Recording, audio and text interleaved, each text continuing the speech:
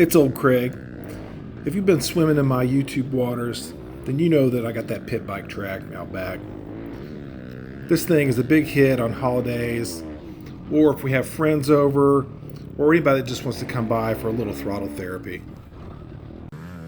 Now, as you can see, the dirt is pretty hard and dry, and I've been looking for a good setup to maintain and expand our Brapaminium. The solution is here.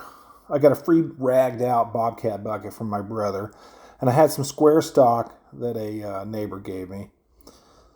We're going to hook it up to the Kubota L2502 and knock the bottom out of it. Now you might say, old Craig, why not just use the box grader? Well, that's great for flat ground, but I wanted a way to work on jump faces, and the rear mount implements are just not effective for that. All right, now we'll let that demo begin. Had to unhook the table from the Hypertherm 85 and plug the hand torch in. And now we can just sit back and watch that Hypertherm eat.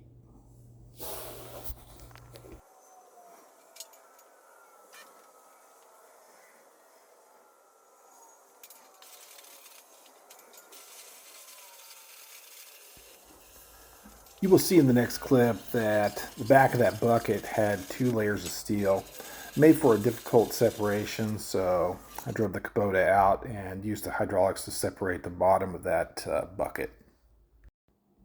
Now you can see I just went in and welded some angle to this frame to stiffen it up a little bit and straighten things out.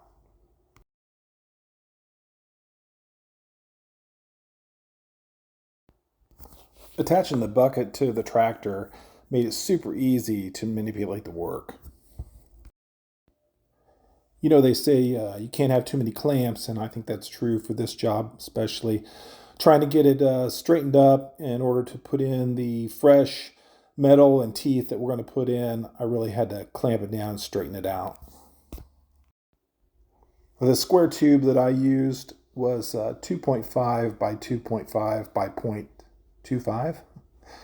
And the teeth I made were 3" by 2" and 0.25 thickness.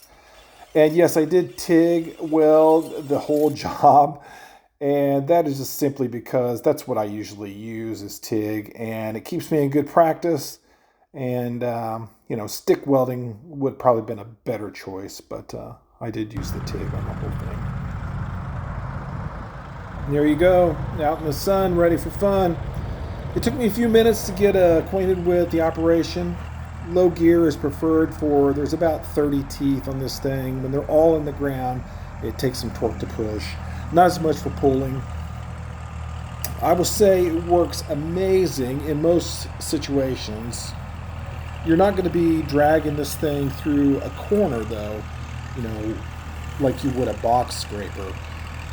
Some short and straight movements, then pick it up and reposition and put it back down and push or pull just on some short bites.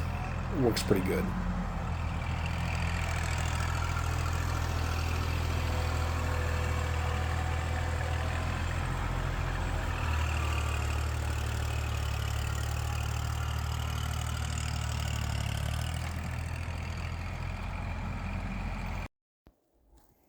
Now this is some very, very crappy camera work. Well, I didn't have any, I just didn't take the time to hold this in a good way. But you can see a little bit how good this worked on the jump face and getting it all squared away. And try not to throw up.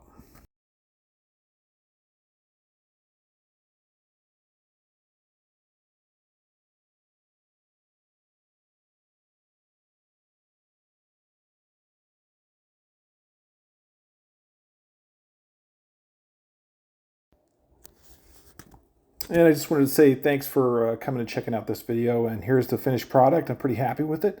So if you got any questions, just comment down below.